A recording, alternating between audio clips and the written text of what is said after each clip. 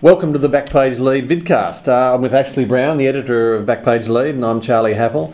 Ash, let's talk about the Commonwealth Games, which seems to have been met with a major bout of indifference. 82% apparently of people, of SEN listeners, the sports radio station in Melbourne, said they couldn't give a tinker's cuss about this great fortnightly carnival extravaganza. And I think also Dwayne Russell on 3AW Radio said they had 45 listeners the other night. Not one of them was interested in talking about the Commonwealth Games.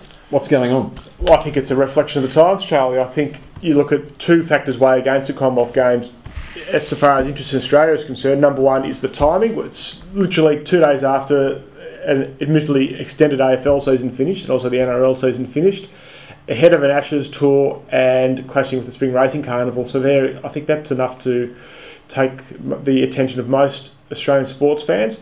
I think also you look at the fact that we've now got access to world-class sport at the click of a remote control or the click of your mouse, and we can access the best of sport around the world whenever we want, and the Commonwealth Games fails in every category of major sporting event. We don't get world records broken. It's the stage where we dominate it too much. I don't think there's a lot of great interest, not a lot of great sport taking place. I understand that the shooting the other day, there was not one spectator over there. So if the locals aren't getting excited about it, I'm not sure that we should be either.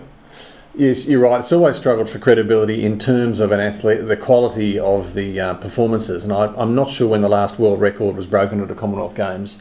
So it's always been considered as kind of a B-grade carnival. As you say, with all the other competing sporting interests going on in the world at the moment, it has really taken very much a back seat. One of those sporting interests is, of course, the AFL. Gold Coast, the new franchise, Ashley, which will start operation next year, has done remarkably well in Trade Week. Well, they've started to put together a decent side. We can now sort of start mapping out what their side's going to be like, and you've got a back line that's going to have guys like Nathan Bock at fullback, Jared Harbrow off a flank, Campbell Browne sitting in the back pocket, Carmichael Hunt I think will sort of settle in nicely as a sort of small defender in that side. Midfield with Gary Ablett, Michael Riscatelli, Jared Brennan offering a bit of freakish stuff as well, Josh Fraser anchoring the ruck. Suddenly you start to see the sort of side that they're putting together. It's a side that I think wisely Guy McKenna's building from the back line to try and stay in games where possible. The other player to watch out for, David Swallow, who's still only 17, came fourth in the Liston Trophy in the VFL this year playing for Gold Coast. He'll be a walk-up start to the starting 18 next year. It might be better than his brother Charlie, which will pain you no doubt, but they're putting together a reasonable side. They won't be a final side, and it looks good on paper. They only take a couple of injuries for it all to crumble very quickly, I think. But nor should they be a final side. I mean, no, it'd pain clubs like Melbourne that have really struggled the last few years in Richmond to see these new boys suddenly vault into the final eight on the back of AFL assistants. Yeah, they've put together a pretty good side for first up, and I'm fascinated already with the Dane Swan to GWS. 12 months out as well, so that's starting as well, so we've got to go through it all again in 12 months time, and rest assured that side that they put together from day one will be very competitive as well. But no, good signs early for Gold Coast. Look, we will on Monday afternoon have a wrap up of all the Trade Week moves and shakes. Ashley and I will do a vidcast from Etihad Stadium, so you should tune into that. Now, one of the other many sporting events going on in the next couple of days, actually, is the second test at the cricket in Bangalore. Much attention focused again on the Australian middle order, which looks increasingly brittle and probably not the kind of middle order you want to take into an Ashes campaign.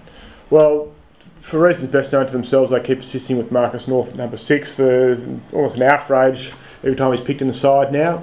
I don't think he's got that typical. Except in Perth. Well, he's got the Graham Wood. He's like Graham Wood of our generation, who'd just make a streaky 100 every time he's about to be dropped from the side. He's got that streak going for him. They just don't think they've got any faith in any other batsman coming through. And our James Dunn agonises in his column every Monday on the lack of batting talent coming through. So. North will play this test, and I suspect they'll give him a run in the first test on home soil as well. They'll give everyone the benefit of the doubt. But look, it wasn't a bad effort to run the best team in the world to a wicket, but they probably should have won the test. Yeah. Even I don't think Ishant Sharma is playing in this test, which Michael Clarke will breathe a sigh of relief about. His form against the short ball looks increasingly vulnerable. So while the bowling stocks seem to be going really well. It's just the batting that causes major concern in the lead up to the Ashes series, and there's too little time now to start changing. And while the English team are doing bonding exercises with the German army in the fields of Munich, we're battling dusty wickets in India. I'm not quite sure who's got it right in the lead up to the Ashes. Closer to home, A-League Derby, or Derby if you're in Perth. Tonight, Friday night, Melbourne Heart, Melbourne Victory. The first A-League derby since the inception of the league, and it's shaping up as a beauty, isn't it? It is, and it's really captured the imagination of City. I mean, the smart move, they delayed it by a week, obviously, to avoid a clash with the AFL Grand Final replay, but it's sort of got that, there's that feel around Melbourne, that sort of eve of a big game feel that you often only get before big footy games and a big match at the Australian Open, often when that's on, and people are quite excited by it.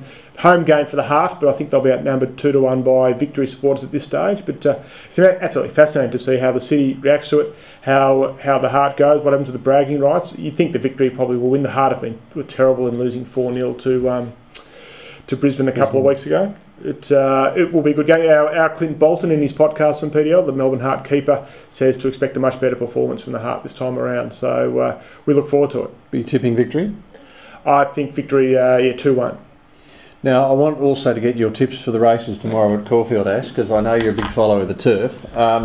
3 Group 1 races. The really Spring Carnival really does heat up tomorrow at Caulfield. Caulfield Guineas Day, Toorak Handicap and Yalumba Stakes round out the Group 3s. I think Toorak Toff, for what it's worth, because I know you're going to ask me my tips. Because you are one. Settle down. I don't even know what Toorak is. Might win the Caulfield Guineas. That's probably no great surprise to anyone. Less convinced about More Joyous in the Toorak Handicap. I think Response might cause an upset there.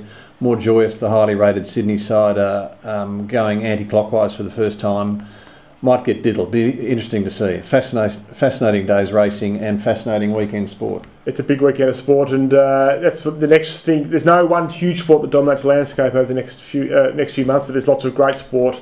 And no matter what you follow, you'll find something that you enjoy and that you can follow on Backpage Lead. And we look forward to your company again on Monday when we give you a Trade Week wrap. Thanks for joining us.